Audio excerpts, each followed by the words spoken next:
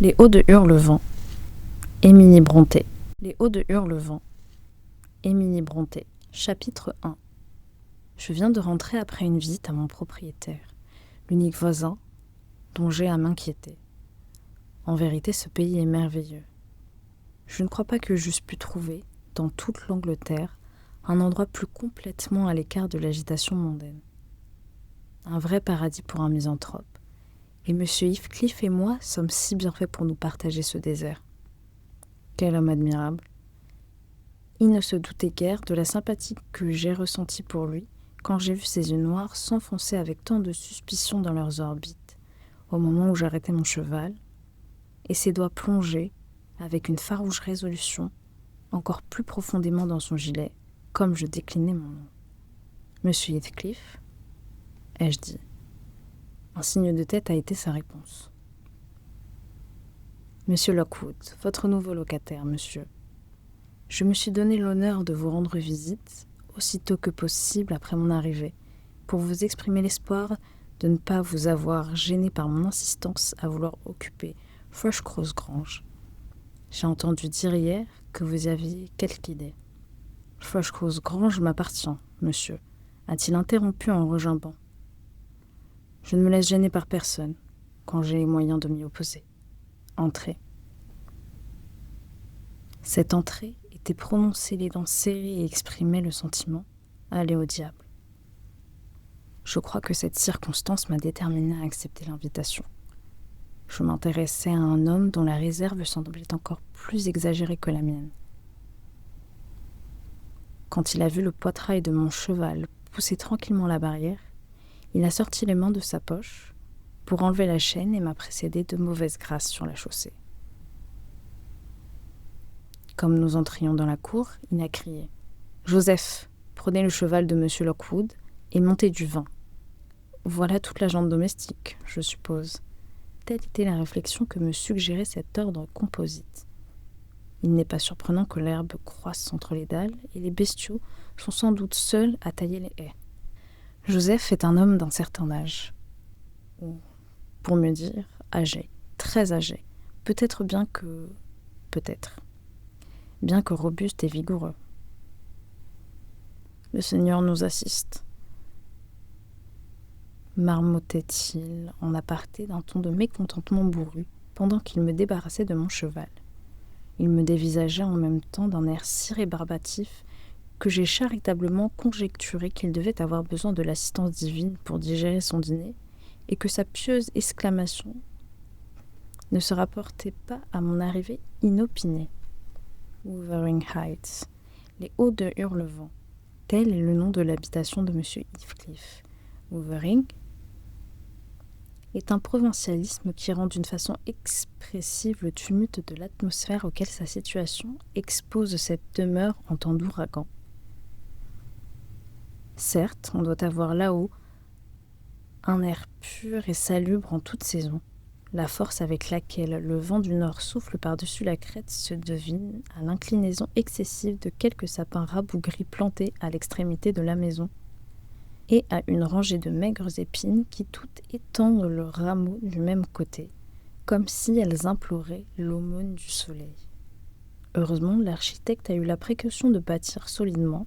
Les fenêtres étroites sont profondément enfoncées dans le mur et les angles protégés par des grandes pierres ensaillies. Avant de rafraîchir le seuil, je me suis arrêtée pour admirer une quantité de sculptures grotesques prodiguées sur la façade, spécialement autour de la porte principale. Au-dessus de celle-ci, et au milieu d'une nuée de griffons délabrés et de bambins éhontés, j'ai découvert la date et le nom Hareton Earnshaw. J'aurais bien fait quelques commentaires et demandé au propriétaire une histoire succincte du domaine, mais son attitude à la porte semblait exiger de moi une entrée rapide et un départ définitif, et je ne voulais pas aggraver son impatience avant d'avoir inspecté l'intérieur. Une marche nous a conduits dans la salle de famille, sans aucun couloir ou corridor d'entrée. Cette salle est ce qu'on appelle ici la maison par excellence. Elle sert en général à la fois de cuisine et de pièce de réception. Mais je crois qu'à Hurlevent, la cuisine a dû battre en retraite dans une autre partie du bâtiment. car j'ai aperçu au loin, dans l'intérieur, un babil de langue et un cliquetis d'ustensiles culinaires. Puis je n'ai remarqué, près de la spacieuse cheminée, aucun instrument pour faire rôtir ou bouillir, ni pour faire cuire le pain, non plus qu'aucun reflet de casserole de cuivre ou de passoire de fer blanc le long des murs. À une extrémité, il est vrai, la lumière et la chaleur réverbéraient magnifiquement sur des rangées d'immenses plats d'étain entremêlés de cruches et de pots d'argent, s'élevant les uns au-dessus des autres sur un grand buffet de chêne jusqu'au plafond. Ce dernier est apparent, son autonomie entière s'offre à un œil inquisiteur, sauf à un endroit où elle est masquée par un cadre de bois chargé de gâteaux d'avoine et d'une grappe de cuisseaux de bœuf, de gigot et de jambon. Au-dessus de la cheminée sont accrochés quelques mauvais fusils et une paire de pistolets d'arçon. En guise d'ornement, 3 boîtes à thé décorées de couleurs voyantes sont disposées sur le rebord. Le sol est de pierre blanche polie. Les chaises, à haut dossier, de forme ancienne, peintes en vert, une ou deux, plus massives et noires, se devinaient dans l'ombre. À l'abri d'une voûte que forme le buffet reposait une grosse chienne jaunâtre de l'espèce pointée, entourée d'une nichée de petits qui piaillaient. D'autres chiens occupaient d'autres recoins. L'appartement et l'ameublement n'auraient rien eu d'extraordinaire s'ils eussent appartenu à un brave fermier du Nord, à l'air têtu, aux membres vigoureux, mis en valeur par une culotte et des guêtres. Vous rencontrerez ce personnage assis dans son fauteuil, un pot d'âle mousseuse devant lui sur une table ronde, au cours d'une tournée quelconque de 5 ou 6 milles dans cette région montagneuse, pourvu que vous le fassiez à l'heure convenable après le dîner. Mais M. Heathcliff présentait un singulier contraste avec sa demeure et son genre de vie.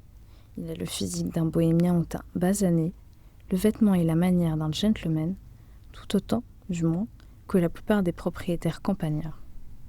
Un peu négligé dans sa mise, peut-être, mais cette négligence ne lui messiait pas, parce qu'il se tenait droit et que sa tournure est élégante, l'aspect plutôt morose. D'aucuns pourraient le respecter d'un certain orgueil, de mauvais ton. Une voix intérieure me dit qu'il n'y a chez lui rien de semblable. Je sais, par instinct, que sa réserve provient d'une aversion pour les étalages de sentiments, pour les manifestations d'amabilité réciproque. Il aimera comme il haïra,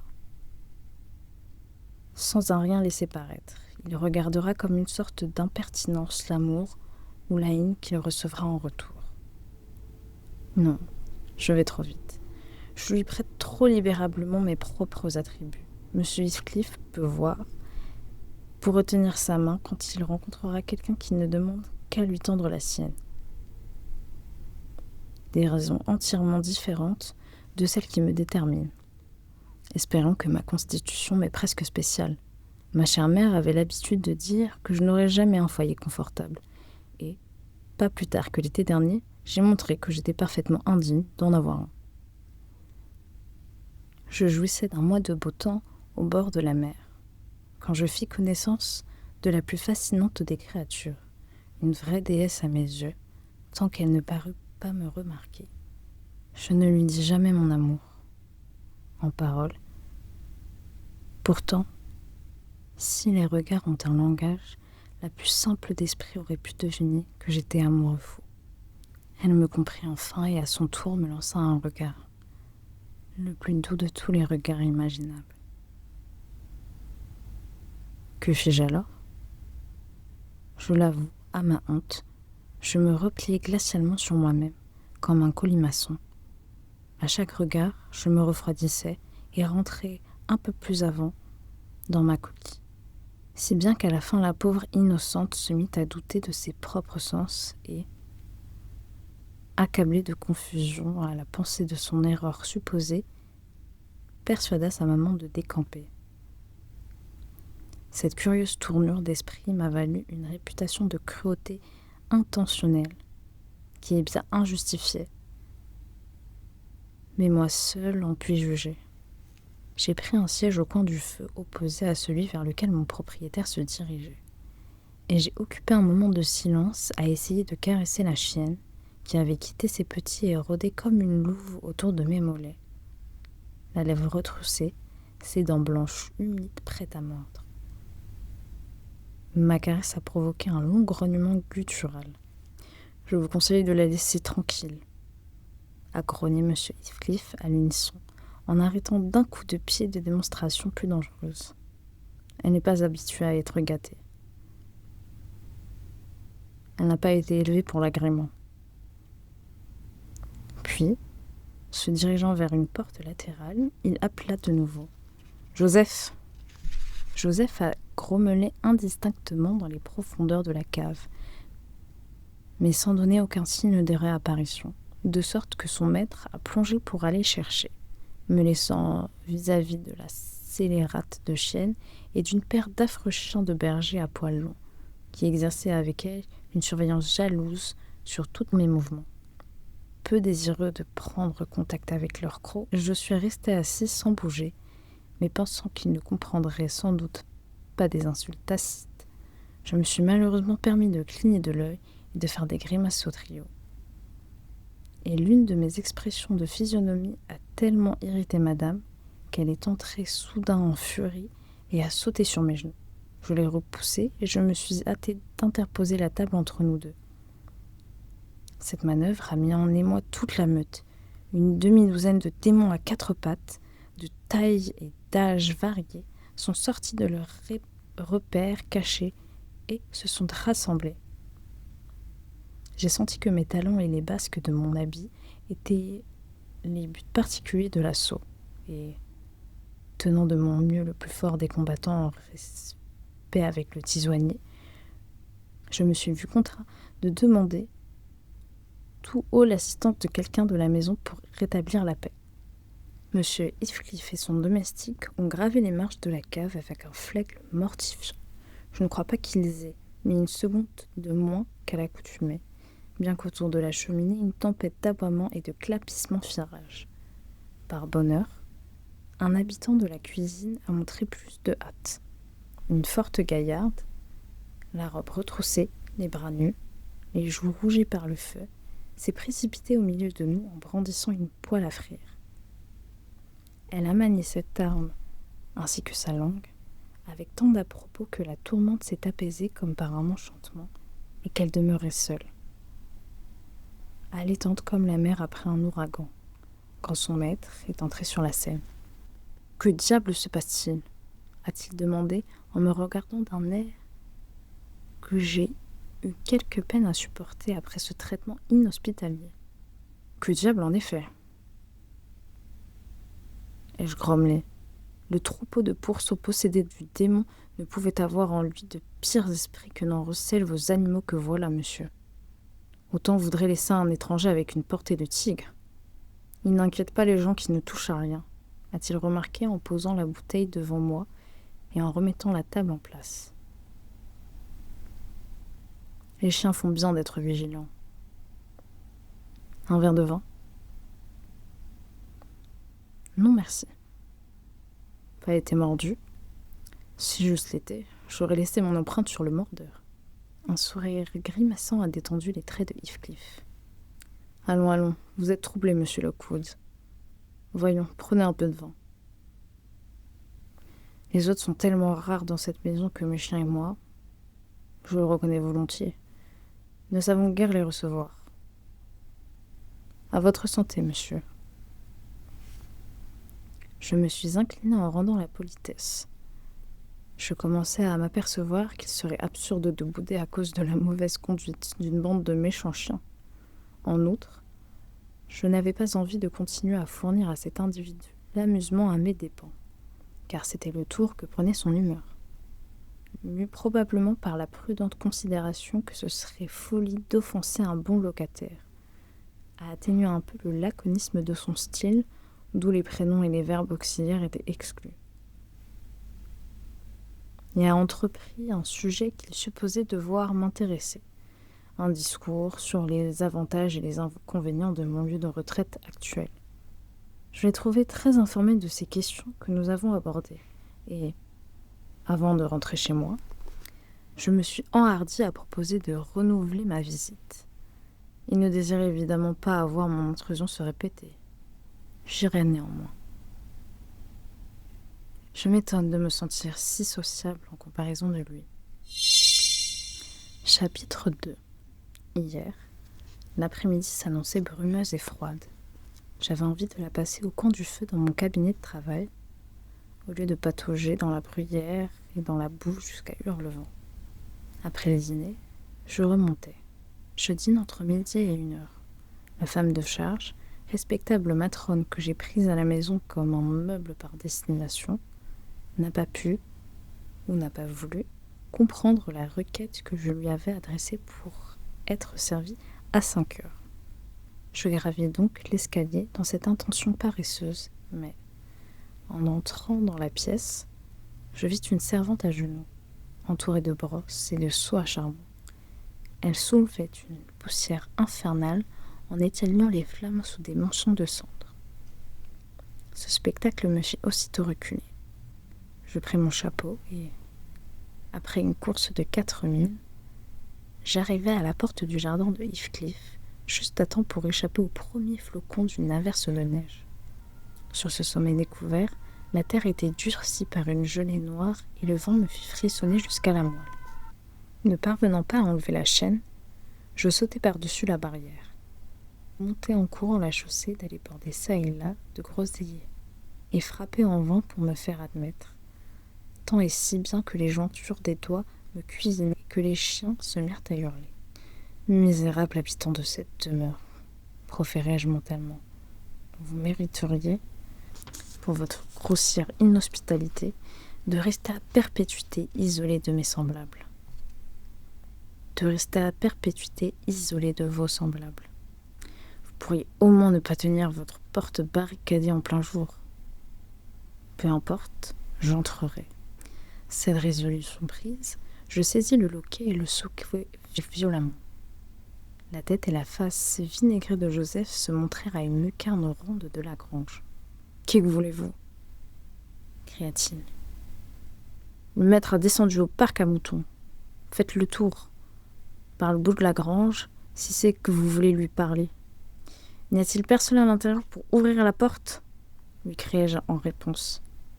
« Il n'y a personne que la maîtresse, et il n'ouvrira point, quand même que vous feriez votre vacarme infernal jusqu'à la nuit. Pourquoi ne pourriez-vous lui dire qui je suis, hein, Joseph ? Moi ? Que nenni. Je voulions point m'en mêler. » Grommela la tête qui disparut. La neige commença à tomber de rue. Je saisissais la poignée du loquet pour faire un nouvel essai, quand un jeune homme sans veste et portant une fourche sur l'épaule apparut dans la cour derrière la maison.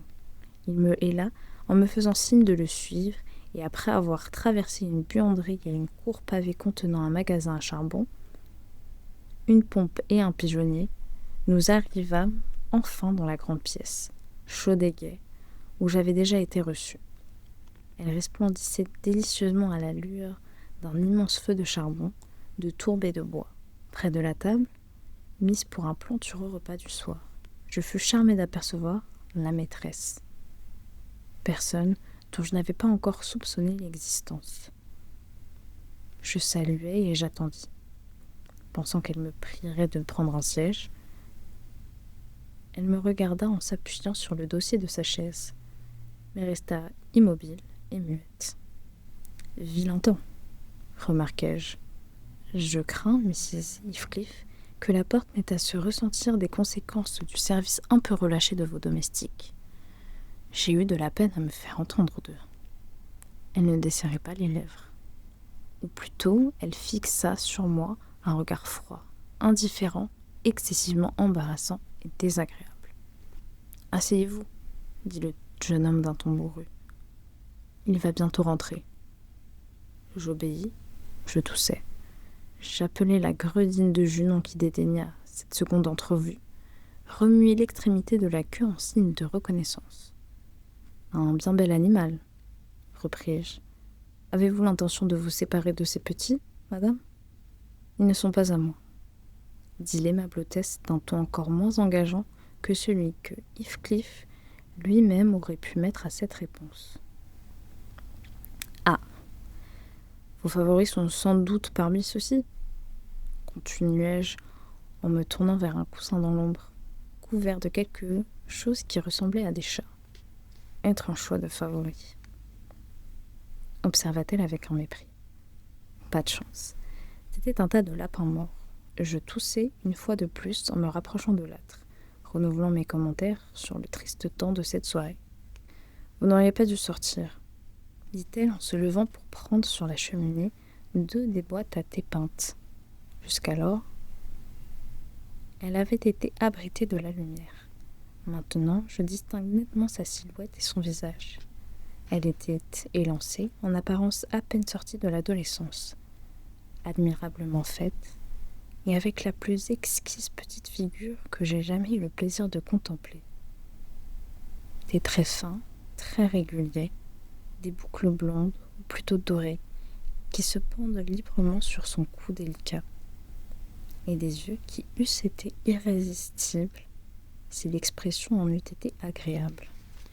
Heureusement pour mon cœur sensible, le seul sentiment qu'il révélait tenait le milieu entre le dédain et une sorte de désespoir, qu'on était étrangement surpris d'y découvrir. Les boîtes étaient presque hors de sa portée. Je fis un mouvement pour l'aider.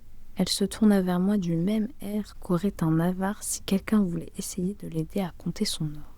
« Je n'ai pas besoin de votre assistance, » dit-elle sèchement. « Je peux les atteindre toute seule. »« Je vous demande pardon, » me hâtai-je de répliquer. « Vous a-t-on invité à prendre le thé ?» demanda-t-elle en attachant un tablier sur sa robe noire très propre. Elle balançait une cuillère de thé au-dessus de la théière. « J'en prendrai une tasse avec plaisir. »« Vous a-t-on invité ?» répéta-t-elle. « Non, » dis-je en souriant à demi. « Mais vous êtes tout indiqué pour le faire. » Elle rejeta le thé, la cuillère et tout le reste et se rassit sur sa chaise avec un mouvement de dépit, le front plissé, la lèvre inférieure rouge, en avant, comme celle d'un enfant prêt à pleurer.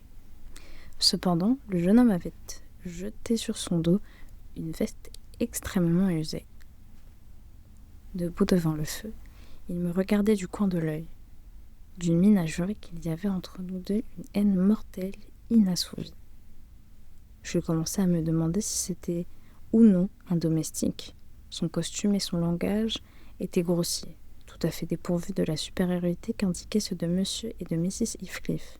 Ses épaisses boucles brunes étaient négligées et hirsutes. Sa moustache empiétait sur ses joues à la manière de celle d'un ours.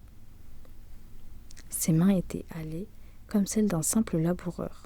Pourtant, son attitude était dégagée, presque hautaine, et il ne montrait pas l'assiduité d'un domestique à servir la maîtresse de maison. En l'absence de preuves certaines de sa condition, je jugeais préférable de ne pas prêter attention à sa conduite bizarre. Au bout de 5 minutes, l'entrée de Heathcliff apporta, dans une certaine mesure, un soulagement à ma situation embarrassée. « Vous voyez, monsieur, que je suis venu comme je l'avais promis, » m'écriai-je avec un fin enjoiement, « et je crains que la neige ne me retienne chez vous pendant une demi-heure. Si vous pouvez m'accorder abri pendant ce laps de temps, une demi-heure, » dit-il en secouant les blancs flocons qui couvraient ses vêtements. « Je me demande pourquoi vous avez choisi le fort d'une tourmente de neige pour venir vous promener jusqu'ici. Savez-vous que vous courez le risque de vous perdre dans les marais ? Des gens familiers avec ces landes s'égaraient souvent par de pareilles soirées. Et je puis vous annoncer qu'il n'y a aucun espoir de changement pour le moment. Je pourrais peut-être trouver parmi vos valets de ferme un guide qui resterait à la grange jusqu'à demain, si vous pouviez m'en prêter un. Non, je ne pourrais pas.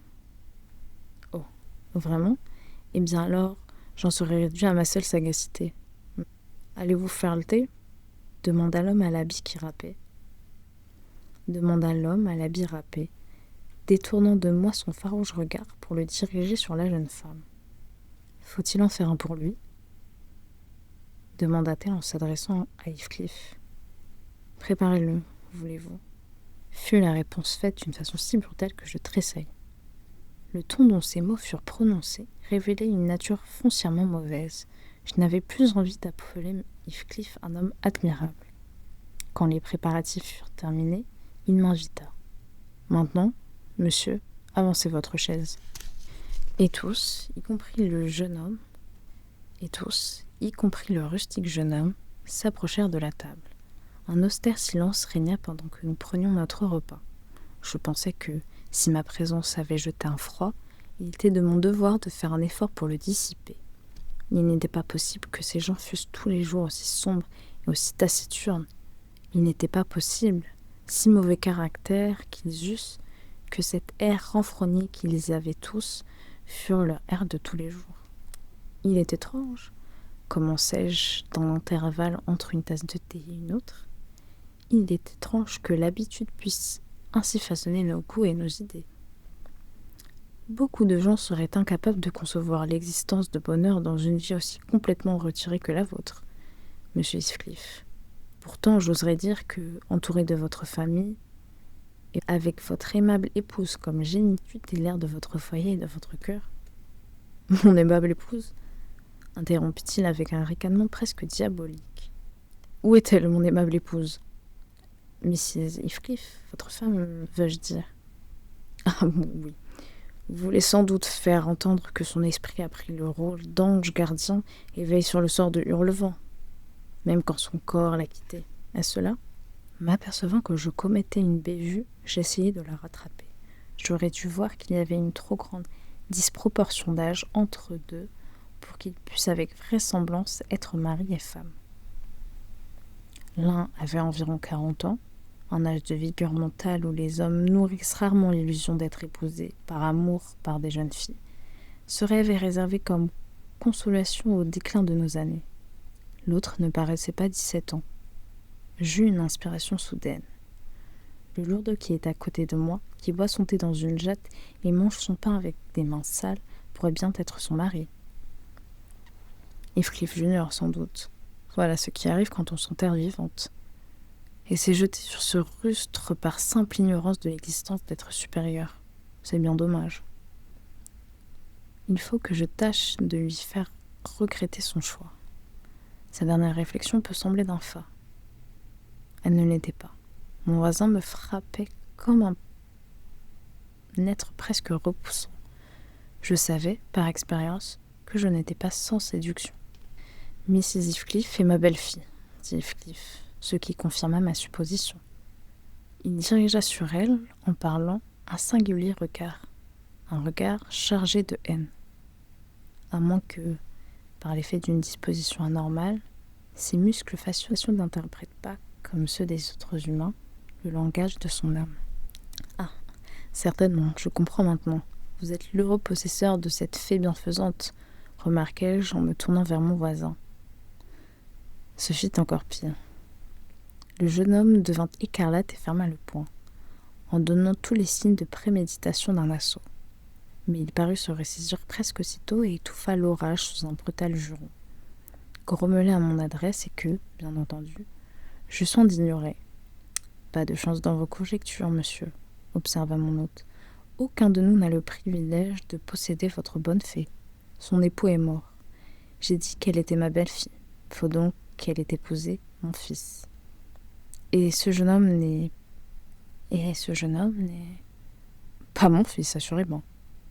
Heathcliff sourit encore, comme si c'eût été une plaisanterie un peu trop forte de lui attribuer la paternité de cet ours. Mon nom est Thornton Earnshaw, bougonna l'autre, mais je vous conseille de le respecter. Je n'ai fait preuve d'aucune irrévérence, répondis-je, en riant intérieurement de la dignité avec laquelle il se présentait lui-même. Avant qu'il eût cessé de tenir les yeux fixés sur moi, j'avais détourné de lui mon regard, de crainte d'être tenté de le gifler ou de donner cours à mon hilarité. Le sentiment de bien-être physique que j'éprouvais était plus que neutralisé par la lugubre atmosphère spirituelle qui régnait là. Je suis résolu de réfléchir avant de m'aventurer sous ce toit une troisième fois. Le repas terminé, et personne ne manifestait d'un mot la moindre sociabilité. Je m'approchai de la fenêtre pour examiner le temps. Un triste spectacle s'offrait à ma vue. Une nuit obscure tombait prématurément, le ciel et les collines se confondaient dans un violent tourbillon de vent et de neige épaisse. Je ne crois pas qu'il me soit possible maintenant de rentrer chez moi sans un guide. Ne pus-je m'empêcher de m'écrier. Les routes doivent avoir déjà disparu. Si même qu'elles étaient découvertes, je verrais à peine où mettre les pieds.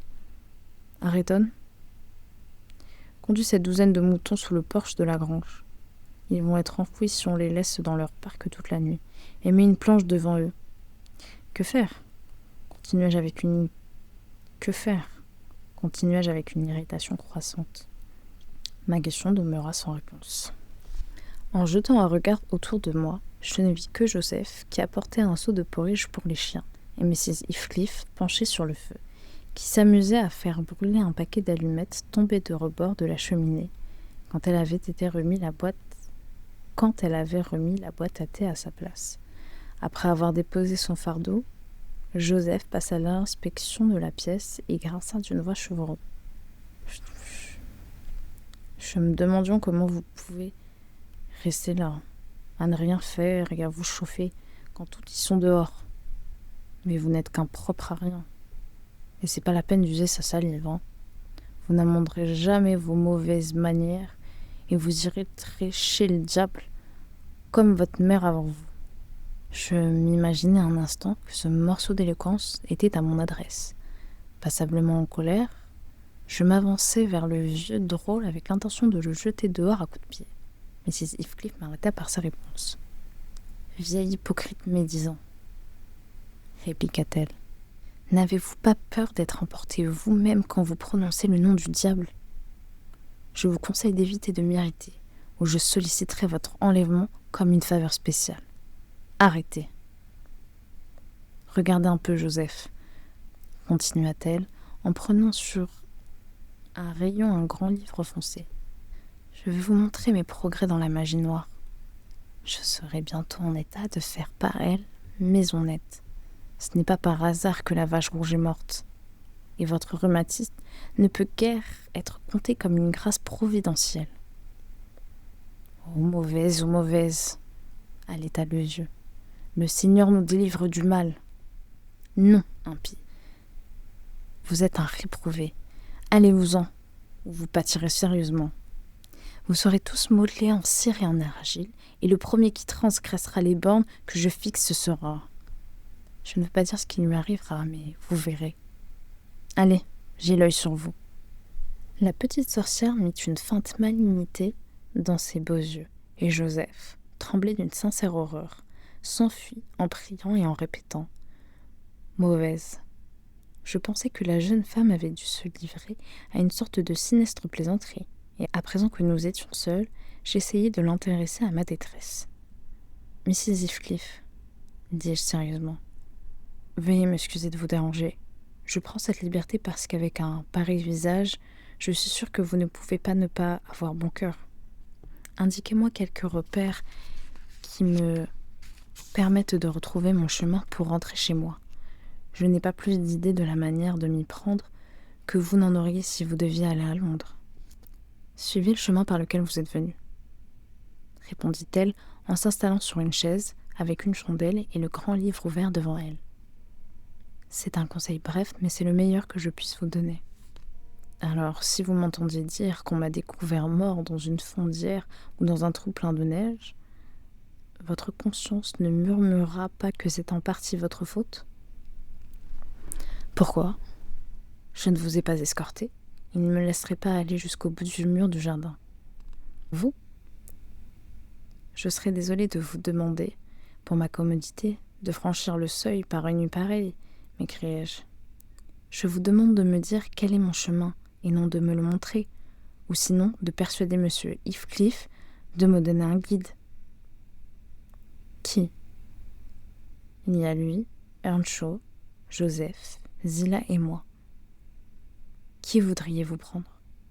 Il n'y a pas de valet à la ferme? Non, personne, hormis ce que je viens de vous nommer. Alors, il en résulte que je suis forcée de rester. Vous pourrez vous entendre à ce sujet avec votre autre, cela ne me regarde pas. J'espère que ce sera pour vous une leçon de ne plus entreprendre à la légère d'excursions dans ces montagnes, cria de l'entrée de la cuisine la voix forte de Heathcliff. Quant à ce qui est de rester ici, je n'ai pas d'installation pour les visiteurs. Il faudrait que vous partagiez le lit de Hareton ou de Joseph, si vous restez. Je peux passer la nuit sur une chaise dans cette chambre, proposai-je. Non, non, un étranger est un étranger, qu'il soit riche ou pauvre. Il ne me convient pas de le laisser à quelque libre disposition de la pièce quand je ne suis pas là pour surveiller, dit le grossier coquin. Cette insulte mit ma patience à bout. Je laissai échapper une exclamation de dégoût et passa devant lui. Je me précipitai dans la cour. Dans ma hâte, je me heurtai contre Earnshaw, qui faisait si sombre que je ne pus trouver la sortie. Comme je tournais tout autour de la maison, j'eus un autre spécimen de leur charmante manière de se traiter entre eux. Au début, le jeune homme parut sur le point de s'intéresser à mon sort. « Je vais aller avec lui jusqu'à l'entrée du parc, » dit-il. « Tu iras avec lui en enfer, » s'écria son maître, si c'est là le terme qui convient à leur situation respective. « Et qui soignera les chevaux, hein ? La vie d'un homme a plus d'importance qu'une négligence d'un soir pour les chevaux. Il faut que quelqu'un y aille, » murmura Mrs. Heathcliff, avec plus de bienveillance que je n'en aurais attendu d'elle. « Pas sur votre ordre, » riposta Hareton. « Si vous vous intéressez à son sort, je vous conseille de vous tenir tranquille. » « Alors j'espère que son spectre vous hantera, et j'espère que M. Heathcliff n'aura jamais d'autre locataire tant que la grange sera debout, » répondit-elle d'un ton tranchant. « Écoutez, écoutez, le voilà qu'il est maudit !» marmotta Joseph, vers qui je m'étais dirigée. Il était assis prêt pour entendre, occupé à traire les vaches à la lueur d'une lanterne, que je saisis sans cérémonie. Je lui criai que je le reverrais le lendemain, et je courus à la porte de sortie la plus proche. « Maître, maître, il vole la lanterne !» cria le vieux en me poursuivant dans ma retraite. « Eh, gnacheur, et chien, et wolf, tenez le bon, tenez le bon !» Comme j'ouvris la petite porte, deux monstres velus me sautèrent à la gorge, me renversèrent, et la lumière s'éteignit pendant que le gros rire de Heathcliff et de Hareton mettait le comble à ma rage et à mon humiliation. Heureusement, les bêtes paraissaient plus enclines à allonger leurs pattes, à bâiller et à agiter la queue qu'à me dévorer vif. Mais elles ne toléraient pas que je ressuscitasse, et je dus rester à terre jusqu'à ce qu'il plût à leur malicieux maître de me délivrer. Alors, sans chapeau et tremblant de colère, j'ordonna à ces mécréants de me laisser sortir. S'ils me retenaient une minute de plus, c'était à leur risque et péril. Avec des menaces de représailles aussi incohérentes que variées et qui, par la profondeur et la vague de leur virulence, faisaient songer au roi Lear. La véhémence de mon agitation amena un copieux saignement de nez. Heathcliff continua de rire, moi de pester. Je ne sais ce qu'il aurait mis fin à la scène s'il y avait eu à proximité une personne plus raisonnable que moi-même et plus bienveillante que mon hôte. C'était Zillah, la robuste femme de charge qui finit par sortir pour s'enquérir de la nature du tumulte. Elle crut que l'un d'eux m'avait fait violence et n'osait s'attaquer à son maître. Elle dirigea son artillerie vocale contre le jeune des deux drôles. « Eh bien, monsieur Earnshaw, s'écria-t-elle, je me demande ce que vous pourrez bien inventer, bientôt. Allons-nous massacrer les gens sur le seuil de notre porte ? Je vois que cette maison ne me conviendrait jamais. Regardez le pauvre garçon, il étouffe, ma foi. Chut, chut. Chut. Il ne faut pas continuer ainsi. Entrez, je vais vous guérir cela. Allons, calmez-vous. » À ces mots, elle me versa tout à coup une pinte d'eau glacée dans le cou et me poussa dans la cuisine. Monsieur Heathcliff m'y suivit et sa gaieté accidentelle disparut rapidement pour faire place à son habituelle morosité. Je me sentais extrêmement mal. La tête me tournait et j'étais faible. Ainsi je me voyais obligée malgré moi d'accepter l'hospitalité sous ce toit. Mon hôte dit à Zillah de me donner un verre de brandy, puis passa dans l'autre pièce. Tout en me témoignant sa sympathie pour ma triste situation, Zillah exécuta les ordres de son maître. ce qui me ranima un peu, puis me conduisit à un lit. Chapitre 3. Tandis qu'elle me guidait dans l'escalier, elle me recommanda de masquer la chandelle et de ne pas faire de bruit, car son maître avait des idées bizarres au sujet de la chambre où elle allait me mettre, et il n'y laissait jamais volontiers loger quelqu'un. J'en demandai la raison. Elle l'ignorait, me répondit-elle. Il n'y avait qu'un an ou deux qu'elle était là. Il avait tant d'étranges manières qu'elle n'en finirait jamais si elle se mettait à être curieuse. Trop hébétée pour être curieux moi-même, je fermai la porte et regardai autour de moi en cherchant le lit. Tout l'ameublement consistait en une chaise, une armoire et une grande caisse de chêne avec des ouvertures carrées dans le haut qui ressemblaient à des fenêtres de voiture. Je m'approchai de cet édifice, jetai un coup d'œil à l'intérieur et reconnus que c'était une singulière couchette de vieux modèle, très bien comprise pour dispenser chaque membre de la famille d'avoir une chambre séparée. En fait, cela formait un petit cabinet, et le rebord d'une fenêtre qui y était incluse servait de table. Je fis glisser le panneau de côté, entrai avec ma lumière, et les refermai et me sentis en sûreté contre la vigilance de Heathcliff ou de tout autre. Sur le rebord de la fenêtre où je plaçais ma chandelle, se trouvaient empilés dans un coin quelques livres rongés d'humidité. Ce rebord était couvert d'inscriptions faites avec la pointe d'un couteau sur la peinture. Ces inscriptions, d'ailleurs, répétaient toutes le même nom en toutes sortes de caractères, grands et petits. Catherine Earnshaw. Ça, et là, changé en Catherine Heathcliff, puis encore Catherine Linton. Dans ma pensante apathie, j'appuyai la tête contre la fenêtre en continuant à épeler Catherine Earnshaw, Heathcliff. Mes yeux finirent par se fermer. Mais il n'était pas clos depuis 5 minutes qu'un éblouissement de lettres blanches jaillit de l'obscurité, éclatante comme des spectres. L'air fourmillé de Catherine. En me soulevant pour chasser ce nom obsédant, je m'aperçus que la mèche de ma chandelle s'inclinait sur un des antiques volumes, d'où se dégageait un parfum de cuir de veau brûlé. Je la mouchai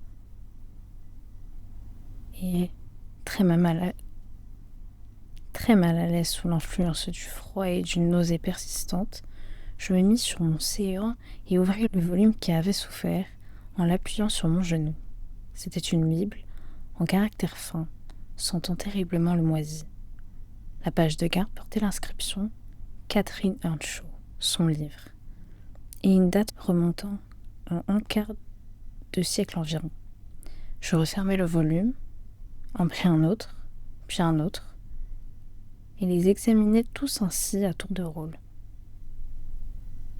La bibliothèque de Catherine était choisie, et son état de délabrement prouvait qu'on avait fait un usage fort ample, sinon tout à fait légitime. Presque aucun chapitre n'avait échappé à un commentaire, à la plume ou au crayon, ou du moins à ce qui semblait en être un, qui couvrait chaque parcelle de blanc laissé par le compositeur. Il y avait des phrases détachées ailleurs. Cela prenait la forme d'un journal en règle, griffonné d'une main inhabile d'enfant. En haut d'une page blanche, un vrai trésor probablement quand on le découvre, je me divertis beaucoup en trouvant une excellente caricature de mon ami Joseph, d'un crayon grossier mais vigoureux. Je conçus sur le champ de l'intérêt pour la Catherine inconnue et me mis aussitôt à déchiffrer ces hiéroglyphes à moitié passés. Un horrible dimanche avait ainsi débuté le paragraphe qui suivait. Je voudrais que mon père pût revenir parmi nous. Hindley est un détestable remplaçant. Sa conduite envers Heathcliff est atroce. H et moi allons nous révolter. Nous avons fait le premier pas ce soir. Toute la journée, il a plu à torrent. Nous n'avons pu aller à l'église, de sorte que Joseph a dû réunir les fidèles dans le grenier. Pendant que Hindley et sa femme se chauffaient en bas devant un bon feu, occupés à n'importe quoi, sauf à lire leur Bible, j'en jurerais, Heathcliff Moi-même et le pauvre valet de charrue recevions l'ordre de prendre nos livres de prière et de monter. Placés en rang, sur un sac de grains, nous maugréions et nous grelottions, tout en espérant que Joseph grelotterait aussi, afin que son propre intérêt le poussât à raccourcir son homélie. Quelle erreur! Le service a duré exactement 3 heures, et pourtant mon frère a eu le front de s'écrier en nous voyant descendre. Quoi? Déjà fini? Autrefois, le dimanche après-midi, on nous permettait de jouer pourvu que nous ne fissions pas trop de bruit. Maintenant, le moindre rire étouffé suffit à nous faire envoyer dans le coin. Vous oubliez que vous avez un maître ici, dit le tyran. Je démolirai le premier qui me mettra en colère. J'exige une sagesse et un silence parfait. Oh, mon garçon, c'est toi qui as fait cela? Frances, ma chère, tirez-lui les cheveux en passant. Je l'ai entendu faire claquer ses doigts.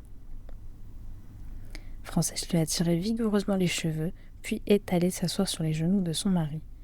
Ils sont restés là comme deux bébés en s'embrassant et à dire pendant 1 heure des niaiseries. Vaines et absurdes paroles dont nous serions honteux.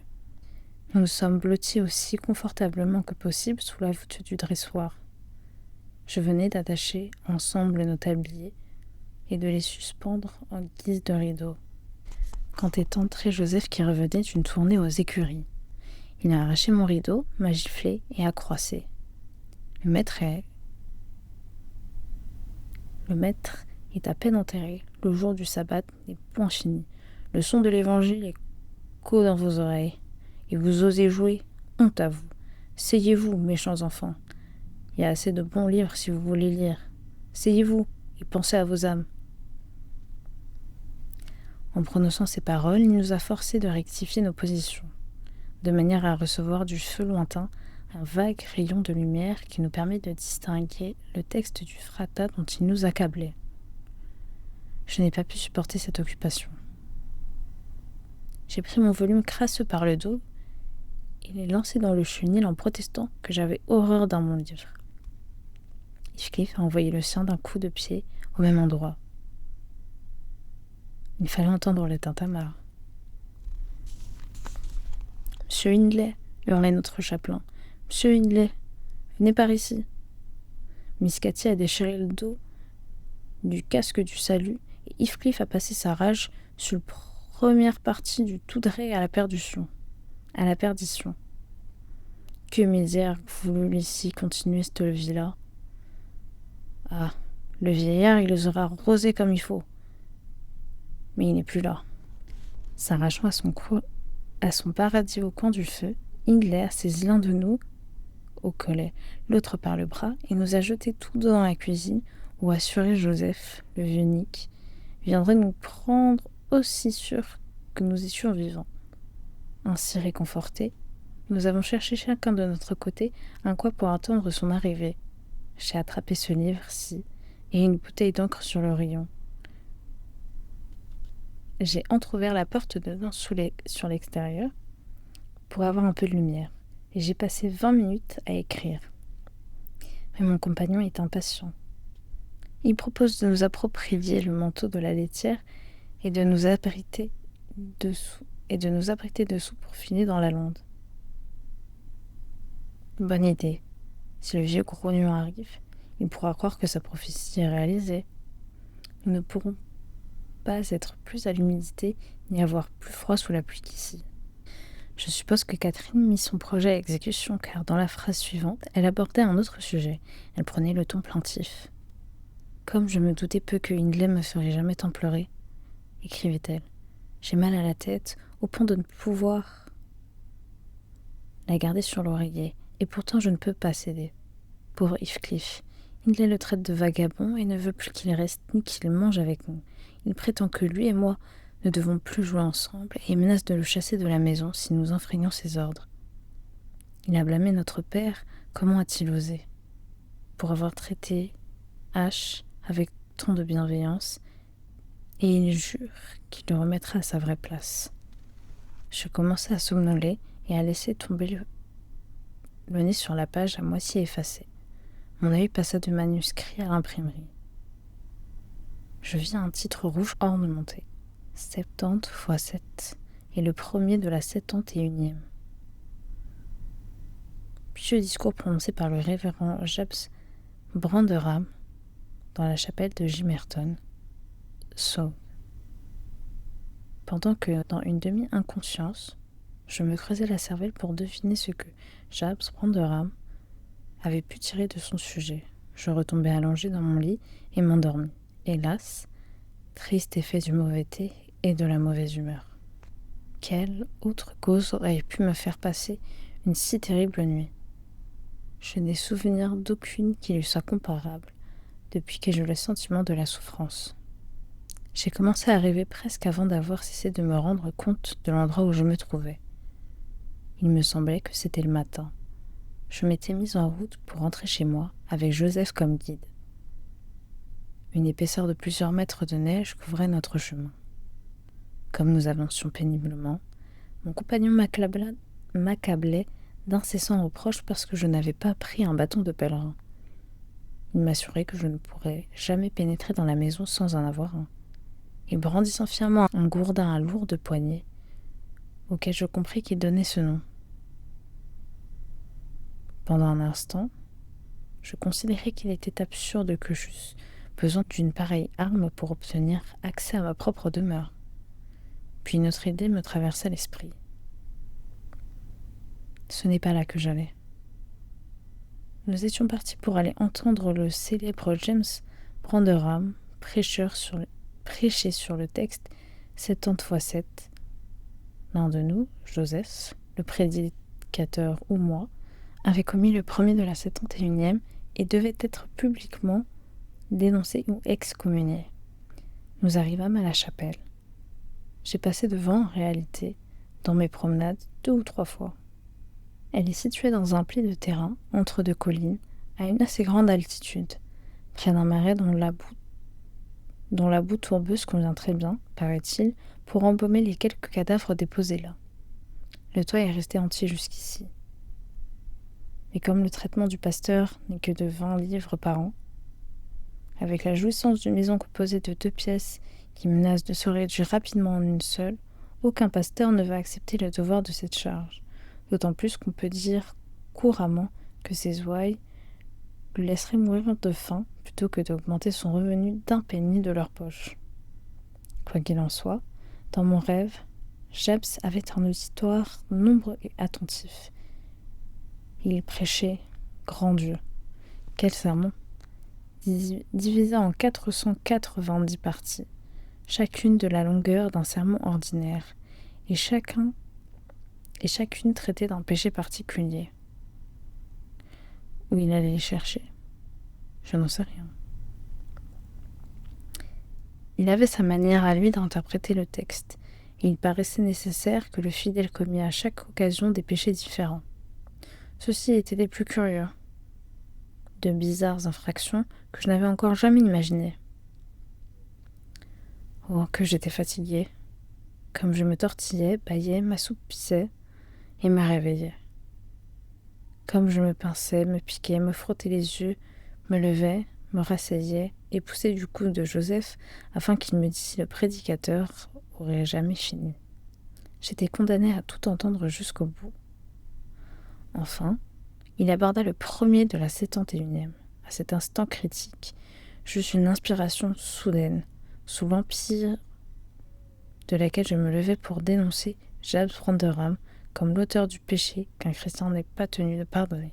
« Monsieur, m'écriai-je, assis entre ces 4 murs, j'ai enduré et toléré sans interruption les 490 parties de votre sermon. 70 x 7, j'ai pris mon chapeau et j'ai été sur le point de m'en aller. 70 x 7 fois, vous m'avez déraisonnablement obligé de reprendre mon siège. La 491e fois dépasse les bornes. Compagnon de martyr, sus à lui. Faites-le dégringoler et réduisez-le en atomes pour que les lieux qui l'ont connu ne puissent plus le connaître. Tuez l'homme s'écria Jabs après une pause solennelle et se penchant par-dessus son coussin. 70 fois, 7 fois, tu as tordu ton visage en bâillant. 70 fois, 7 fois, j'ai tenu conseil en moi-même. Bah, ai-je pensé, c'est de la faiblesse humaine, cela encore peut être absous. Me voici le premier de la 71e. Frère, exécutez sur lui le jugement qui est écrit. C'est un honneur qui revient à tous les bons chrétiens. Sur ces paroles finales, tous les membres de l'assemblée, levant leur bâton de pèlerin, m'assaillirent en cercle d'un même mouvement. N'ayant pas d'armes à leur opposer pour ma défense, je commençais à me colter avec Joseph, mon assaillant le plus proche et le plus féroce, pour lui enlever le sien. Dans la confusion de la mêlée, plusieurs gourdins se rencontrèrent, des coups qui m'étaient destinés tombèrent sur d'autres crânes. Bientôt, la chapelle entière retentit du bruit des attaques et des ripostes.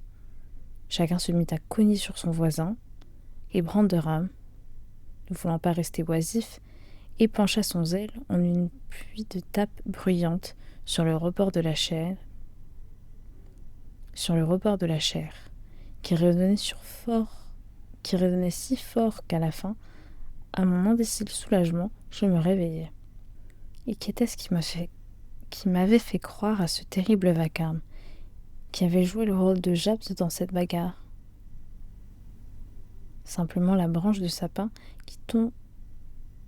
qui touchait ma fenêtre quand les rafales de vent soufflaient de ce côté-là et qui frottait ses pommes desséchées contre les vitres. J'écoutais un instant encore dans le doute. Je découvrais la cause du bruit, puis me retournais, sommeillais et rêvais de nouveau, d'une manière encore plus désagréable qu'avant, s'il est possible. Cette fois, je me souvenais que j'étais couché dans le cabinet de chêne et j'entendais distinctement les rafales de vent et la neige qui fouettait. J'entendais aussi le bruit agaçant et persistant de la branche de sapin, et je l'attribuais à sa véritable cause. Mais ce bruit m'exaspérait tellement que je résolus de le faire cesser. S'il y avait moyen, et je m'imaginais que je me levais et que j'essayais d'ouvrir la croisée. La poignée était soudée dans la gâche, particularité que j'avais observée étant réveillée, mais que j'avais oubliée. Il faut pourtant que je l'arrête, murmurai-je. J'enfonçai le poing à travers la vitre et allongeai le bras en dehors pour saisir la branche importune. Mais, au lieu de la trouver, mes doigts se refermèrent sur les doigts d'une petite main froide comme la glace. L'intense horreur du cauchemar m'envahit. J'essayais de retirer mon bras, mais la main s'y accrochait et une voix d'une mélancolie infinie sanglotait. « Laissez-moi entrer, laissez-moi entrer. »« Qui êtes-vous » demandai-je tout en continuant de lutter pour me dégager. « Catherine Linton » répondit la voix en tremblant. Pourquoi pensais-je à Linton? J'avais lu Earnshaw 20 fois, pour Linton une fois. Me voilà revenue à la maison. Je m'étais perdue dans la lande. La voix parlait encore, quand je distinguai vaguement une figure d'enfant qui regardait à travers la fenêtre. La terreur me rendit cruelle. Voyant qu'il était inutile d'essayer de me dégager de son étreinte, j'attirai son poignet sur la vitre brisée et le frottai dessus jusqu'à ce que le sang coulait et inondait les draps du lit. La voix gémissait toujours. « Laissez-moi entrer !» Et l'étreinte obstinée ne se relâchait pas, me rendant presque fou de terreur. « Comment le puis-je » dis-je enfin. « Lâchez-moi si vous voulez que je vous fasse entrer. » Les doigts se desserrèrent, je retirai vivement les miens hors du trou, j'entassai en hâte les livres en pyramide pour me défendre, et je me bouchai les oreilles pour ne plus entendre la lamentable prière. Il me sembla que je restais ainsi pendant plus d'un quart d'heure. Mais dès que je recommençai d'écouter, j'entendis le douloureux gémissement qui continuait. « Allez-vous-en » criai-je. « Je ne vous laisserai jamais entrer. Dussé vous supplier pendant 20 ans. Il y a 20 ans, j'ai mis la voix. 20 ans que je suis errante. » Puis j'entendis un léger grattement au dehors, et la pile de livres bougeait comme si elle était poussée en avant. J'essayai de me lever, mais je ne pus remuer un seul membre, et je me mis à hurler tout haut, en proie à une terreur folle. À ma grande confusion, je me suis aperçu que mes hurlements étaient bien réels. Des pas rapides approchaient de la porte de la chambre. Quelqu'un la poussait d'une main énergique et une lumière a brillé à travers les ouvertures carrées en haut du lit. J'étais assis encore tout tremblant, essuyant la sueur qui coulait sur mon front. L'intrus semblait hésiter et se parlait à voix basse à soi-même. Enfin, il a murmuré, évidemment, sans attendre de réponse. « Y a-t-il quelqu'un ici ?» J'ai jugé qu'il valait mieux confesser ma présence, car j'avais reconnu la voix de Heathcliff et je craignais qu'il ne poussât sa recherche plus avant. Si je demeurais quoi? En conséquence, je me suis tournée et j'ai ouvert les panneaux. Je n'oublierai pas de sitôt l'effet que j'ai produit ainsi. Heathcliff se tenait près de l'entrée, en chemise et en pantalon. Une chandelle lui coulait sur les doigts et sa figure était aussi blanche que le mur derrière lui. Le premier craquement du chêne l'a fait tressaillir, comme sous une décharge électrique. La chandelle lui a échappé et est retombée à quelques pieds de distance. Son agitation était telle qu'il a à peine pu la ramasser. « Ce n'est que votre route, monsieur, » lui criai-je, désiré de lui épargner l'humiliation de voir plus longtemps sa poltronnerie. J'ai eu le malheur de pousser des cris dans mon sommeil, en proie que j'étais à un terrible cauchemar. Je regrette de vous avoir dérangé. Oh, Dieu vous confonde, monsieur Lockwood. Je voudrais que vous fussiez au... a commencé mon hôte, en posant la chandelle sur une chaise, parce qu'il se rendait compte qu'il lui était impossible de la tenir fixe. Et qui vous a introduit dans cette chambre? A-t-il continué en enfonçant ses ongles dans la paume de ses mains et en grimaçant des dents pour réprimer des convulsions maxillaires. Qui est-ce? J'ai bien envie de jeter le coupable dehors immédiatement. C'est votre servante Zilla, répondis-je, en sautant sur le plancher et en remettant rapidement mes vêtements. Je ne verrai pas d'inconvénient pour ma part. Elle le mérite bien. Je suppose qu'elle a voulu avoir à mes dépens une nouvelle preuve que la pièce est tentée. Eh bien, elle l'est. Elle fourmille de spectres et de fantômes. Vous avez raison de la tenir fermée, je vous assure.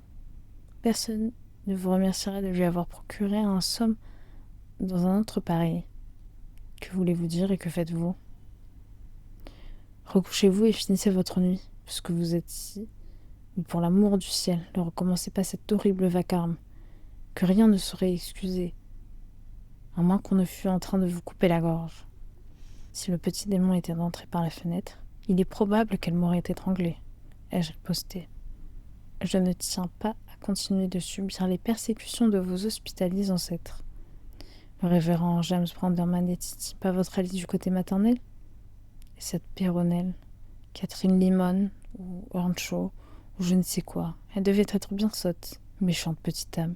Elle m'a dit qu'elle errait sur la terre depuis 20 ans, juste punition de ses péchés mortels, j'en suis sûre. Je n'avais pas plutôt prononcé ces mots que je me suis rappelé l'association dans le livre du nom de Heathcliff à celui de Catherine. Cette particularité qui était complètement sortie de ma mémoire venait d'y réapparaître soudain. J'ai rougi de ma légèreté, mais sans manifester autrement que juste conscience de l'avoir offensée, je me suis hâté d'ajouter: la vérité est, monsieur, que j'ai passé la première partie de la nuit à... Je m'arrêtai encore. J'allais dire à parcourir ces vieux volumes, ce qui m'aurait révélé que j'avais connaissance de leur contenu manuscrit, aussi bien que de leur contenu imprimé. Aussi, me reprenant, j'ai poursuivi à déchiffrer les noms inscrits sur le rebord de la fenêtre, occupation monotone à laquelle je me livrais pour dormir, de même qu'on compte ou... À quoi vous songez de me parler de la sorte à moi? A dit Heathcliff d'une voix tonnante et avec une sauvage véhémence. Comment osez-vous? Sous mon toit? Dieu, il faut qu'il soit fou pour parler ainsi. Et il se frappait le front avec rage. Je ne savais pas trop si je devais me fâcher de ce langage ou de continuer mon explication. Mais il semblait tellement affecté que j'eus pitié de lui et repris l'histoire de mes rêves, affirmant que je n'avais jamais entendu auparavant le nom de Catherine Linton, mais qu'à force de lire et de relire, ce nom avait produit sur moi une impression qui s'était personnifiée quand j'eus perdu le contrôle de mon imagination. Tandis que je parlais, Yves reculait peu à peu dans le renfoncement où se trouvait le lit. Finalement, il s'est assis, presque entièrement caché derrière. Je devinais néanmoins, à sa respiration irrégulière et entrecoupée, qu'il luttait contre une violente émotion. Ne voulant pas lui laisser voir que je me rendais compte de son conflit intérieur, j'ai achevé ma toilette, assez bruyamment, regardé ma montre et fait un monologue sur la longueur de la nuit. Pas encore 3 heures, j'aurais juré qu'il en était 6. Le temps n'avance pas ici. Nous nous sommes certainement retirés pour reposer à 8 heures. Toujours à 9 heures en hiver, et le lever à 4 heures, a dit mon hôte en réprimant un gémissement. J'ai jugé, au mouvement de l'ombre de son bras, qu'il essuyait une larme. Monsieur Lockwood, a-t-il ajouté, vous pouvez aller dans ma chambre. Vous ne feriez que gêner en descendant de si bonne heure, et vos cris puérils ont envoyé le sommeil au diable pour moi. Pour moi aussi, ai-je répliqué. Je vais me promener dans la cour jusqu'au jour, alors je partirai, et vous n'avez pas à craindre de nouvelles intrusions de ma part. Je suis maintenant tout à fait guéri de l'envie de chercher du plaisir dans la société, que ce soit à la campagne ou à la ville. Un homme sensé doit trouver une compagnie suffisante en soi-même. Un homme sensé doit trouver une compagnie suffisante en soi-même. Une délicieuse compagnie, grommela M. Heathcliff. Prenez la chandelle et allez où vous voudrez. Je vous rejoins dans l'instant. Évitez la cour toutefois, car les chiens sont lâches. Quant à la salle, Junon y monte sa faction. Et non, vous ne pouvez qu'errer dans l'escalier et dans les couloirs, mais sortez, je viens dans 2 minutes. J'ai obéi, du moins, à l'ordre de quitter la chambre. Puis, ne sachant où me conduisaient les 3 corridors, je me suis arrêtée. Et mon propriétaire m'a rendu témoin involontaire d'une scène de superstition qui démentait étrangement son bon sens apparent. Il s'est approché du lit, a ouvert la fenêtre en la forçant, et pendant qu'il tirait dessus, a été pris d'une crise de larmes qu'il n'a pas pu maîtriser. « Viens, viens, sanglotait-il.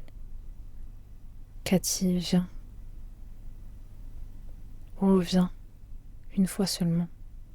Oh, chérie de mon cœur. Écoute-moi cette fois-ci, enfin, Catherine. » Le spectre a témoigné de l'ordinaire caprice des spectres. Il n'a donné aucun signe d'existence. Mais la neige et le vent ont pénétré en tourbillons furieux, parvenant même jusqu'à moi et éteignant ma lumière. Il y avait une telle angoisse dans l'explosion de douleur qui accompagnait ce délire que la compassion m'a fait oublier sa folie. Je me suis éloignée, à moitié fâchée d'avoir écouté, si peu que ce fût, et regrettant d'avoir raconté mon ridicule cauchemar qui avait déterminé cette crise, bien que je ne pusse comprendre pourquoi. Je suis descendue avec précaution dans la région inférieure et est atterrie dans la cuisine, où quelques tisons que j'ai rassemblés avec soin m'ont permis de rallumer ma chandelle. Rien ne bougeait, sauf un chat gris moucheté qui est sorti lentement des cendres et m'a salué d'un miaulement plaintif. 2 bancs en forme d'arc de cercle entouraient presque complètement le foyer. Je me suis allongée sur l'un et Grimalkin a grimpé sur l'autre. Nous commencions à nous assoupir tous deux quand quelqu'un a envahi notre retraite. C'était Joseph qui descendait péniblement une échelle de bois dont le haut disparaissait dans le plafond à travers une trappe. L'entrée de son galetas, je suppose. Il a jeté un regard sinistre sur la flamme que j'avais réussi à ranimer entre les barreaux cintrés de la grille du foyer. A chassé le chat de son poste élevé, s'est installé à sa place et s'est mis à bourrer une pipe de 3 pouces. Ma présence dans son sanctuaire était évidemment considérée comme une impudence trop éhontée pour être relevée. Il a appliqué silencieusement le tuyau à ses lèvres, s'est croisé les bras et a envoyé des bouffées en l'air. Je l'ai laissé savourer sa volupté sans le troubler. Après avoir lancé sa dernière bouffée et poussé un profond soupir, il s'est levé et s'est retiré avec tant de dignité qu'il était venu. J'ai entendu ensuite un pas plus élastique. J'ouvrais déjà la bouche pour un bonjour, mais je l'ai refermé sans achever mon salut, car Areton Ancho faisait ses orations sotto voce, sous forme d'une suite de jurons adressés à chaque objet qu'il touchait, tout en fourrageant dans un coin à la recherche d'une bêche ou d'une pelle pour faire des chemins dans la neige. Il a jeté un regard par-dessus le dossier du banc, en dilatant les narines, et il songeait aussi peu à un échange de politesse avec moi qu'avec mon compagnon le chat.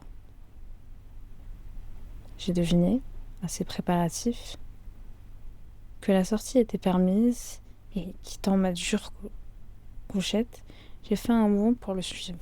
Il l'a remarqué et a cogné sur une porte intérieure avec l'extrémité de sa bêche, en indiquant par un son inarticulé que c'était là que je devais aller, si je voulais changer de résidence.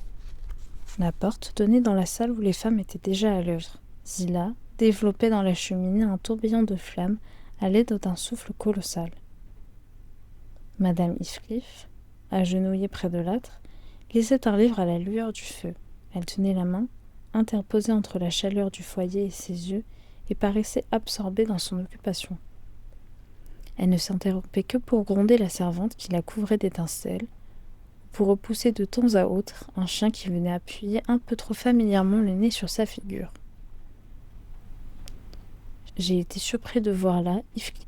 Il était debout, près du feu, me tournant le dos, et venant de faire une scène violente à la pauvre Zilla qui, par instant, suspendait son travail pour relever le coin de son tablier et poussa un gémissement indigné. « Et vous misérable !» criait-il au moment où j'entrais, en se tournant vers sa belle-fille et en employant une épithète aussi inoffensive que poulette aux brebis, mais généralement représentée par un tiret. « Vous voilà encore à vos oiseuses manigances. Tous les autres gagnent leur pain, vous vivez de ma charité. Mettez-moi ces bêtises de côté et trouvez le moyen de vous rendre utile. Je vous ferai payer le fléau de votre perpétuelle présence. Entendez-vous, odieuse coquine ? Je mettrai mes bêtises de côté parce que vous pouvez m'y contraindre si je refuse, » a répondu la jeune femme en fermant son livre et en le jetant sur une chaise. « Mais quand vous useriez votre langage à jurer, je ne ferai que ce que je voudrais. » Heathcliff a levé la main et elle s'est sauvée à distance respectueuse. Elle en connaissait certainement le poids. N'ayant nulle envie d'être régalée d'un combat entre chien et chat, je me suis vivement avancée comme si j'étais pressée de partager la chaleur du foyer et tout à fait ignorant de la dispute interrompue. Chacun d'eux a eu assez de décorum pour suspendre les hostilités. Heathcliff a placé ses poings à l'abri de la tentation de ses poches. Madame Heathcliff a fait la moue et est allée prendre un siège éloigné, où elle a tenu sa parole en jouant le rôle d'une statue pendant le temps que je suis restée là. Ça n'a pas été long. J'ai décliné leur invitation à déjeuner, et dès que l'aube a commencé de pointer, j'ai saisi la première occasion de m'échapper au grand air. Maintenant clair, calme et froid, comme de la glace impalpable. Avant que j'aie eu atteint le fond du jardin, mon propriétaire m'a crié de m'arrêter et a offert de m'accompagner à travers la lande. Ça a été une heureuse inspiration de sa part, car tout le versant de la colline n'était qu'un océan de vagues blanches. Les hauts et les bas n'indiquaient pas d'élévation ou de dépression correspondante dans le terrain. De nombreux trous étaient entièrement comblés par la neige et des rangées entières de buttes formaient des résidus de l'extraction des carrières. Était effacée de la carte que ma promenade de la veille avait laissée peinte dans mon esprit. J'avais remarqué sur un des côtés de la route, à intervalles de 6 à 7 mètres, une ligne de pierre dressée debout, qui se prolongeait sur toute la longueur du terrain dénudé. Elle avait été placée et peinte à la chaux pour servir de repère dans l'obscurité, et aussi quand une chute de neige, comme à présent, ne permettait pas de distinguer la chaussée ferme des profonds marécages qui l'abordaient des deux côtés. Mais à l'exception d'une tache sombre émergeant çà et là, toute trace de l'existence de ces pierres avait disparu et mon compagnon a dû m'avertir fréquemment d'appuyer à droite ou à gauche alors que je me figurais suivre correctement les sinuosités de la route. Nous avons échangé peu de paroles et il s'est arrêté à l'entrée du parc de Thrushcross en me disant que je ne pouvais plus me tromper. Nos adieux se sont bornés à un rapide salut. Puis j'ai continué ma marche, réduit à mes seules ressources, car la loge du portier est inoccupée jusqu'à présent. La distance de la porte du parc à la grange est de 2000. Je crois que je suis bien arrivée à en faire 4, en me perdant au milieu des arbres et enfonçant jusqu'au cou dans la neige, désagréments que seuls peuvent apprécier ceux qui l'ont expérimenté. En tout cas, quels qu'aient été mes tours et détours, midi sonnait comme j'entrais dans la maison, ce qui me faisait exactement 1 heure pour chaque milieu de chemin, ordinaire depuis les hauts de Hurlevent. Ma femme de charge et ses satellites se sont précipités pour m'accueillir, s'écriant avec volubilité qu'elle me croyait complètement perdue. Tout le monde supposait que j'avais péri la nuit précédente, et elle se demandait comment s'y prendre pour se mettre à la recherche de mes restes. Je leur ai dit de se calmer, puisqu'elle me voyait revenue et transie jusqu'à la moelle. Je me suis traînée en haut. Après avoir mis des vêtements secs et marché de long en large pendant 30 à 40 minutes pour restaurer la chaleur animale, je me suis retirée dans mon cabinet de travail. Faible comme un petit chat, presque trop faible pour jouir du feu pétillant et du café fumant que la servante m'a préparé pour me remonter. Chapitre 4. Quelle pauvre girouette nous sommes.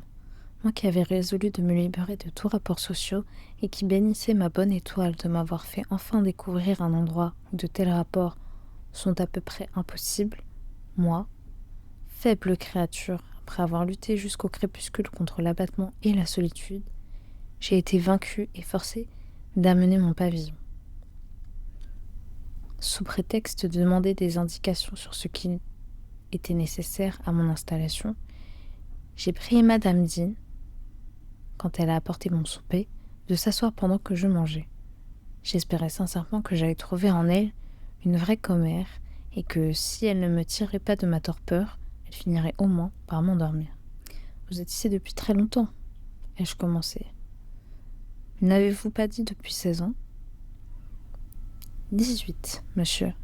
Je suis arrivée au moment où ma maîtresse se mariait. Pour faire son service, après sa mort, le maître m'a conservée comme femme de charge. » « Vraiment. » Un silence a suivi. Elfe n'était pas fort bavarde, craignais-je. Sauf peut-être quand il s'agissait de ses propres affaires, qui pouvaient difficilement m'intéresser. Cependant, après s'être recueillie un instant, un point sur chaque genou, un nuage méditatif sur sa figure rubiconde, elle s'est écriée. « Ah, les temps ont bien changé depuis lors. » Oui, ai-je remarqué. Vous avez dû voir beaucoup de transformations, je suppose. Sans doute. Et de souffrance aussi. Oh, je vais amener la conversation sur la famille de mon propriétaire, ai-je pensé. Bon sujet à me mettre sur le tapis. J'aimerais savoir l'histoire de cette jeune et jolie veuve. Était-elle native de cette contrée?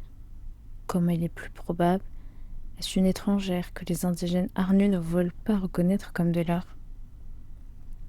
Dans cette intention, j'ai demandé à Madame Dean pourquoi Heathcliff louait Thrushcross Grange et je préférais vivre dans une situation et une demeure si inférieure. N'était-il pas assez riche pour entretenir convenablement la propriété? Riche, monsieur? Personne ne sait ce qu'il a d'argent et chaque année sa fortune s'accroît. Oui, il est assez riche pour vivre dans une maison plus luxueuse même que celle-ci, mais il est plutôt serré. S'il avait l'intention de venir s'installer à Thrushcross Grange, il aurait suffi qu'il entendît parler d'un bon locataire pour qu'il ne pût se résigner à laisser échapper la chance de gagner quelques centaines d'écus de plus. Il est étrange qu'on puisse être aussi cupide quand on est seul en ce monde. Il avait un fils, je crois. Oui, il en avait un. Il est mort. Et cette jeune dame, Madame Heathcliff, est la veuve de ce fils? Oui. D'où est-elle originaire? C'est la fille de mon défunt maître, monsieur. Catherine Linton était son nom de jeune fille. Je l'ai élevée, la pauvre enfant. J'aurais souhaité que monsieur Heathcliff vînt habiter ici, pour que nous nous fussions trouvés réunis. Quoi? Catherine Linton? Me suis-je écrié avec étonnement. Mais une minute de réflexion m'a convaincu que ce n'était pas mon fantôme de Catherine. Alors, ai-je poursuivi? Mon prédécesseur s'appelait Linton. Parfaitement. Et qui est cette Earnshaw, Hareton Earnshaw, qui habite avec monsieur Heathcliff? Sont-ils parents? Non, c'est le neveu de feu Madame Linton. Le cousin de la jeune femme, par conséquent. Oui, et son mari était son cousin aussi. L'un du côté de la mère, l'autre du côté du père. Heathcliff a épousé la sœur de monsieur Linton. Heathcliff a épousé la sœur de monsieur Linton. J'ai vu à Hurlevent le nom Earnshaw, gravé au-dessus de la porte principale. Est-ce une vieille famille? Très vieille, monsieur. Hareton en est le dernier rejeton, comme notre mademoiselle Cathy, et le dernier de la nôtre, je veux dire de celle des Linton. Vous avez été à Hurlevent? Je vous demande pardon de ma curiosité, mais je serais contente de savoir comment elle va. Madame Heathcliff? Elle avait l'air fort bien portante, et c'est une jolie femme. Pourtant, elle ne paraît pas très heureuse. Oh Dieu, cela ne m'étonne pas. Et qu'avez-vous pensé du maître? Un gaillard plutôt rude, Madame Dean. N'est-ce pas là sa caractéristique? Rude comme un tranchant de scie, dur comme du basalte. Moins vous aurez affaire à lui, mieux vous vous en trouverez. Il doit avoir eu des hauts et des bas dans l'existence pour être devenu si hargneux. Connaissez-vous quelque chose de son histoire? Comme celle du coucou, monsieur.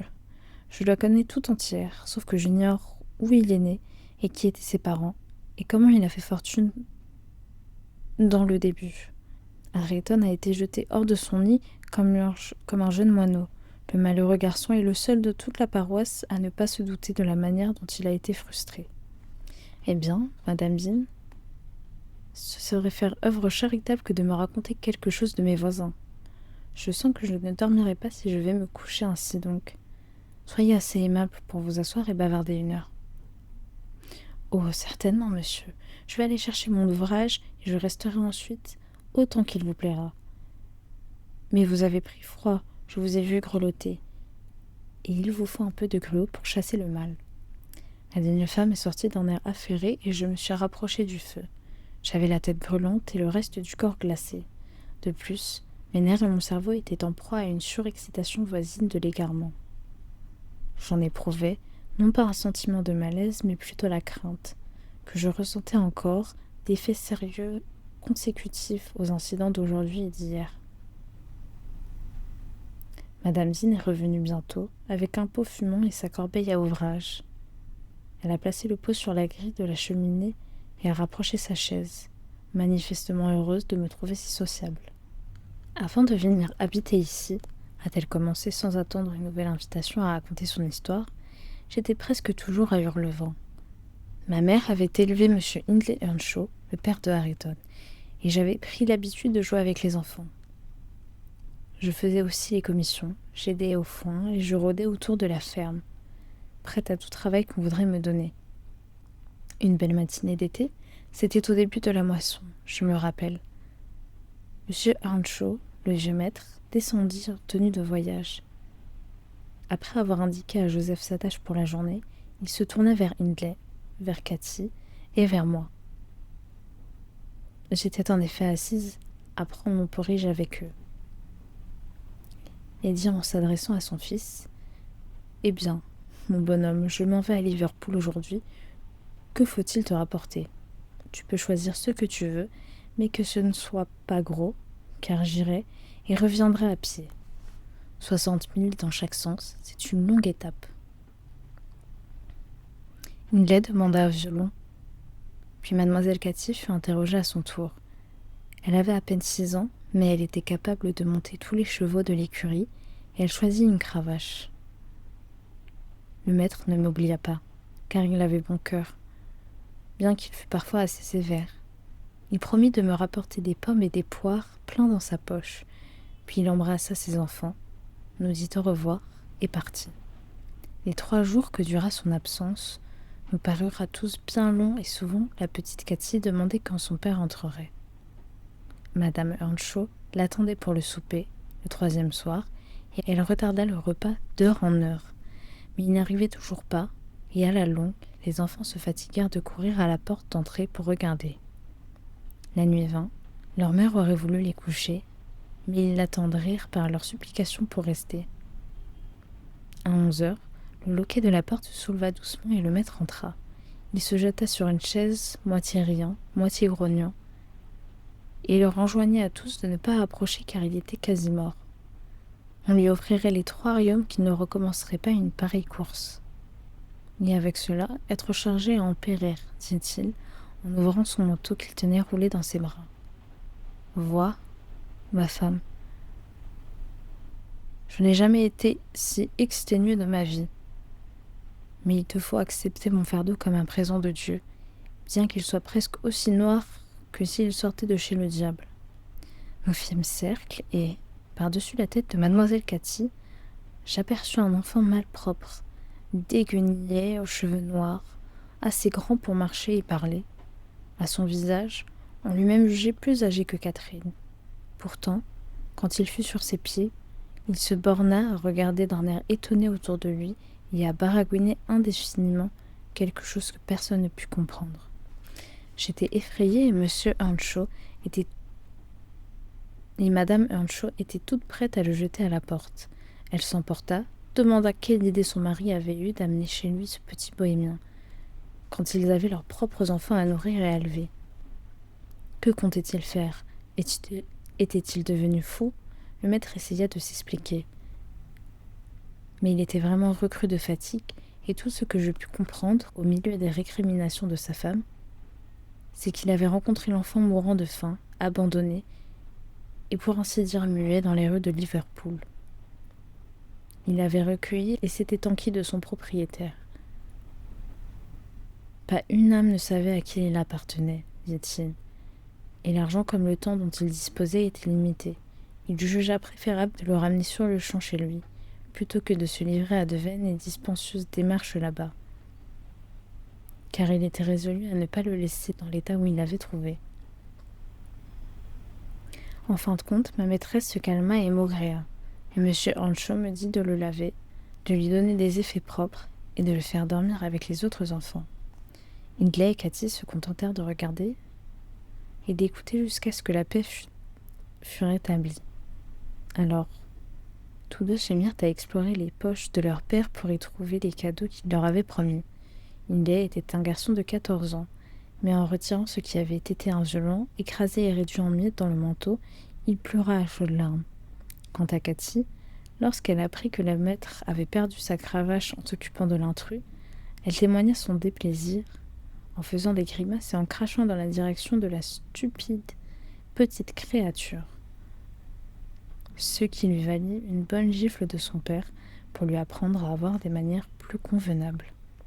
L'un et l'autre refusèrent absolument de partager leur lit, et même leur chambre avec lui. Je ne fis pas preuve de plus de bon sens en le mettant sur le palier de l'escalier, avec l'espoir qu'il serait peut-être parti le matin. Soit par hasard, soit qu'il eût été attiré en entendant la voix de M. Earnshaw, il se glissa à la porte de ce dernier, qu'il y trouva quand il sortit de sa chambre. Une enquête fut ouverte pour savoir comment il était arrivé là. Je fus obligé de faire des aveux et, en récompense de ma poltronnerie et de mon inhumanité, je fus renvoyé de la maison. Telle fut l'entrée de Heathcliff dans la famille. Quand je revins quelques jours après, car je ne considérais pas que mon bannissement dût être éternel, j'ai appris qu'on l'avait baptisé Heathcliff. C'était le nom d'un fils mort en bas âge, nom qui, dès lors, lui servit ensemble de nom de baptême et de nom de famille. Mademoiselle Cathy et lui faisaient maintenant fort bon ménage, mais Hindley le détestait. Pour dire la vérité, j'éprouvais pour lui le même sentiment. Nous le tourmentions et nous le traitions d'une manière indigne, car je n'étais pas assez raisonnable pour comprendre mon manque d'équité, et la maîtresse n'intervenait jamais en sa faveur quand elle le voyait victime d'une injustice. Il avait l'air d'un enfant morose et résigné, endurci peut-être, contre le mauvais traitement. Il recevait les coups de Hindley sans sourciller, sans verser une larme, et mes pinceaux n'avaient d'autre effet que de lui faire pousser un soupir et ouvrir de grands yeux, comme s'il se fût fait mal par hasard et que personne ne fût à blâmer. Ce stoïcisme mettait le vieil Earnshaw en fureur, quand il surprenait son fils à persécuter le pauvre orphelin, comme il l'appelait. Il se prit d'une affection singulière pour Heathcliff, croyant tout ce qu'il disait. Il disait d'ailleurs fort peu de choses en général, et généralement la vérité, et le gâtant bien plus que Cathy, qui était trop indisciplinée et trop entêtée pour être sa favorite. Ainsi, dès le début, Heathcliff fut la cause de dissentiments dans la maison.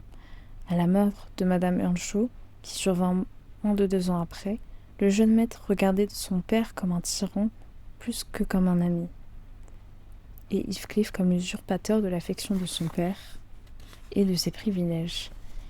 Il s'aigrit peu à peu, à force de songer à ses dénis de justice. Je sympathisais quelque temps avec lui, mais quand les enfants eurent la rougeole, que j'eusse dû les soigner et assumer tout d'un coup les devoirs d'une femme, mes idées changèrent. Heathcliff fut dangereusement atteint. Dans la période où il fut le plus mal, il voulait que je fusse constamment à son chevet. Je suppose qu'il sentait que je faisais beaucoup pour lui, et il n'était pas capable de deviner que j'y étais obligée. Quoi qu'il en soit, je dois dire que c'était l'enfant le plus tranquille qu'une garde ait jamais eu à veiller. La différence que je constatais entre lui et les 2 autres me forçait d'être moins partiale. Cathy et son frère me fatiguaient terriblement. Lui ne se plaignait pas plus qu'un agneau, bien que le peu de soucis qu'il me donnait tint à sa dureté au mal et non à sa douceur de caractère. Il triompha de la maladie. Le docteur affirma que c'était dans une large mesure grâce à moi et me félicita de mes soins. Je fus flattée de ses éloges. Je devins plus indulgente pour l'être qui me les avait valus, et c'est ainsi que Hindley perdit son dernier allié. Pourtant, je n'étais pas férue de Heathcliff, et je me demandais souvent ce que mon maître trouvait tant à admirer de ce garçon taciturne, qui jamais, à ma connaissance, ne donna le moindre signe de gratitude pour reconnaître sa bienveillance. Il n'était pas insolent envers son bienfaiteur, il était simplement insensible, tout en sachant l'empire qu'il avait sur le cœur de celui-ci, et en comprenant qu'il n'avait qu'à parler pour que toute la maison fût forcée de se plier à ses désirs. Par exemple, il me souvient que M. Earnshaw avait acheté un jour une paire de poulains à la foire de la paroisse, et on avait donné un à chacun des 2 garçons. Heathcliff a pris le plus beau, mais celui-ci tomba bientôt boiteux. Quand il s'en aperçut, il dit à Hindley : « Il faut que tu changes de cheval avec moi. Je n'aime pas le mien. Si tu ne pas, je dirai à ton père que tu m'as battu 3 fois cette semaine, et je lui montrerai mon bras qui est noir jusqu'à l'épaule. » Hindley lui tira la langue et lui donna une claque. « Tu ferais mieux de t'exécuter sans tarder, » insista Heathcliff en s'échappant sur le porche. Ils étaient dans l'écurie. « Tu y serais forcé, et, si je parle de ces coups, ils te seront rendus avec intérêt. »« Sauve-toi, vaurien !» cria Hindley en le menaçant avec un poids de fer qui servait à peser les pommes de terre et le foin. « Lance-le !» répliqua l'autre sans bouger. « Et alors ?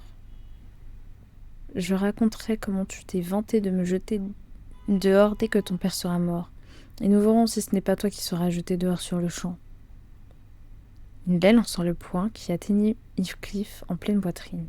Il tomba, mais se releva aussitôt, chancelant, pâle et la respiration coupée.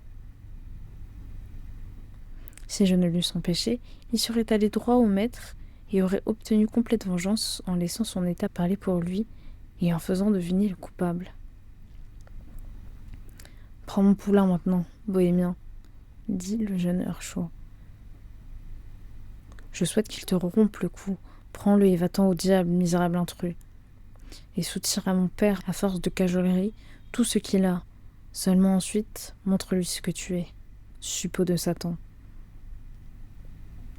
Tiens, attrape cela et puisse une ruade te fendre le crâne. » Heathcliff s'était avancé pour détacher la pette.